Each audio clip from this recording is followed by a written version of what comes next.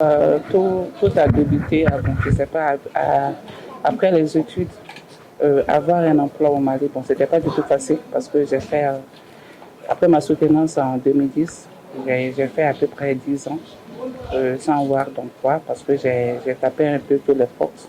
Donc, c'était pas du tout facile. Que l'âme de mon papa repose en paix. Après tout ça, mon papa m'a un peu rapproché de lui pour que je puisse être auprès de lui dans son centre. C'est suite à cela, il a acheté plusieurs machines à coudre et c'est suite à cela que je l'ai un peu aidé à construire ces formations au niveau de la coupe couture. C'était pas un peu facile pour lui au début de la formation. J'ai été obligée d'aller chercher des apprenants tout et tout pour que elle puisse faire des formations parce que là, il payait les formateurs sans aucune revenu.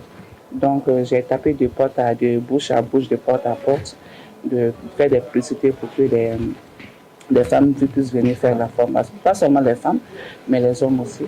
Donc, c'est après ça, j'ai vu un peu l'importance des formations dans le domaine des métiers. Et c'est suite à cela que je me suis un peu lancée dans la formation pour les métiers. En priori, la saponification parce que c'était un métier dont j'ai beaucoup aimé. Dès que j'ai fait la formation en 3 jours, j'ai beaucoup eu l'amour du métier, j'ai beaucoup aimé le métier. Et raison pour laquelle je me suis lancée dans la formation. Et je me suis dit, toutes les femmes qui sont restées à la maison pendant de nombreuses années à cause du chômage, qui n'ont pas pu avoir un emploi, pourquoi ne pas essayer de leur aider, ne pas essayer de leur donner des formations, ne pas essayer de leur former pour qu'elles soient autonomes. Et c'est de là qu'est venu le mot Firdaus, parce qu'à chaque formation en saponification, vu que j'ai débuté par ça et que c'était une passion, c'était un métier dont j'ai beaucoup aimé. Et c'est grâce à cela maintenant, à chaque fin de formation, les dames me demandaient s'il y avait d'autres formations qui étaient acquises, qui n'étaient pas seulement la saponification.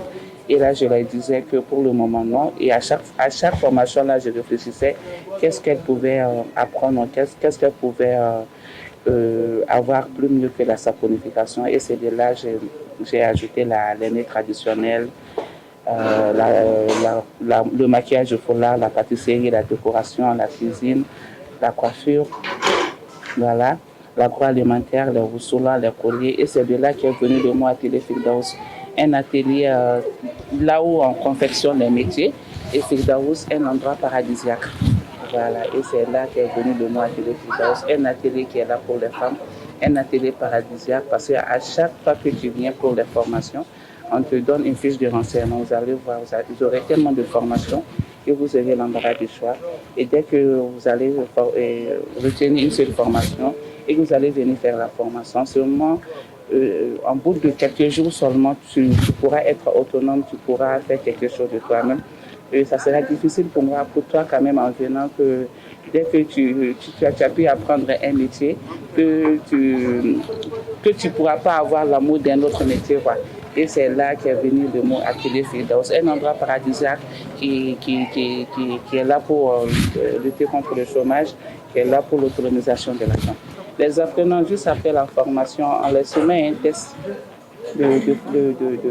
un examen qu'elles ont pu accroître durant ces 1 mois ou bien ces 3 jours, parce que la formation, ça dépend. Chaque formation a ses durées. La cuisine, c'est 1 mois. La savonnerie, là, c'est 3 jours. Donc, juste après ça, déjà, nous, on les soumet à un test dont elles pourront faire la pratique pour voir si réellement elles ont compris. Et c'est suite à cela qu'elles pourront être attestées. Parce qu'il faut que nous-mêmes, on sache vraiment que la formation dont elles sont venues pour se former, elles ont pu avoir l'expérience de nouveau. Et c'est à cause de cela qu'elles pourront être attestées. Et pas seulement ça, juste après la formation, elles pourront être autonomes parce que ce sont des formations qui sont 100% pratiques. Hein. Que tu sois inscrit ou pas, que tu sois handicapé, que tu sois valide, tout, la formation, elle est là pour tout le monde. Donc, dès que tu viens quand même en moins de quelques jours, tu pourras avoir l'expérience. Et l'objectif est que juste après la formation, même étant chez toi, tu puisses faire des pratiques, tu puisses t'en sortir, tu puisses être autonome. Surtout, si tu vas dans le domaine de la pâtisserie, elles peuvent le faire avec des marmites ou bien des fours pour un début. ou bien l'aîné traditionnel, même étant à la maison, elles peuvent déjà faire des pratiques qui puissent les aider à être autonomes. Et puis le maquillage de foulard, à chaque fois, il y a des événements. Surtout nous aussi, on les donne des matériels pour pouvoir les aider encore plus. Donc cela fera qu'elles puissent être autonomes juste après la formation. Donc je peux dire que oui, juste après la formation, elles sont autonomes. Et puis la formation est attestée à condition qu'elles ont acquis le niveau d'expérience qu'elles sont venues pour la formation. Dans le domaine de formation, oui, je pense que l'épanouissement des femmes dans le domaine de formation, moi je pense que déjà nous commençons à avoir l'ampleur. Hein, parce que quand tu disais à une femme au début, et je veux que tu viennes apprendre à faire les nez traditionnels, je veux que tu viennes apprendre à faire, je ne sais pas, la savonnerie, elles vont te dire, mais elles vont se dire que ce n'est pas dans leur niveau, puisqu'elles ont déjà terminé avec les études, elles ont les maîtrises, les doctorats, mais même si elles n'ont pas pu avoir du boulot, quand tu leur dis, donc, tu veux que tu fasses cette formation, elles ne vont pas prendre ça au sérieux parce qu'elles vont se dire que non, ce n'est pas de leur niveau. Mais moi, je peux dire de 2019 à maintenant, vu le nombre de femmes que nous avons pu former, et parce que moi, je leur dis, ça même je suis une maîtrisante, j'ai ma maîtrise, mais ça ne va pas empêcher du tout à apprendre la saponification et à être autonome. Et c'est suite à cela, suite à cette sensibilisation des femmes que maintenant elles ont beaucoup compris. Et beaucoup de femmes, pas seulement les femmes illettrées, surtout les femmes lettrées. Moi, je peux dire même sur 100% des femmes qui sont là, à peu près 70% des femmes qui travaillent déjà, des femmes qui ont fini avec leurs études, des femmes qui ont déjà les diplômes, qui viennent pour la formation. Et moi, je peux dire maintenant, je vois l'amélioration du côté des formations, l'amélioration du côté de l'épanouissement des femmes.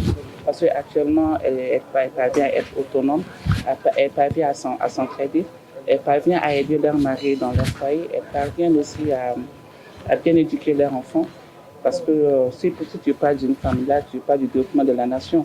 Suite à cela aussi, même dans les quartiers, toutes les femmes qui sont là prennent exemple sur elles pour qu'elles aussi à leur tour puissent devenir autonomes. Voilà, c'est ça. Bon, je peux dire de 2019 à 2024, nous sommes à plus de 7000 femmes en fait. Plus de 7000 femmes, parce qu'il y a des cas sociaux qui sont là, dont je ne compte pas aussi. Ce sont des cas que j'aide volontairement parce que, comme on l'a dit, au lieu d'offrir du poisson, il faut mieux les apprendre à pêcher. Donc moi, c'est ma philosophie pour pouvoir les aider à lutter contre le chômage, à lutter contre la pauvreté, pour que notre Maliba soit un pays meilleur, un pays qui soit envié de tout le monde. Donc je peux dire, nous avons pu former beaucoup de femmes associées à des cas sociaux. Malheureusement, non. Vu la création aujourd'hui, je n'ai pas encore travaillé avec le gouvernement, je n'ai jamais eu d'appui financier, je n'ai jamais eu d'aide venant de qui que ce soit, ni rien. Mais quand même, vu que c'est un métier dont j'ai beaucoup aimé, c'est un endroit dont je me sens moi-même. Parce que là, si tu parviens à aider une autre femme, donc là, tu es parvenu à sauver son mariage.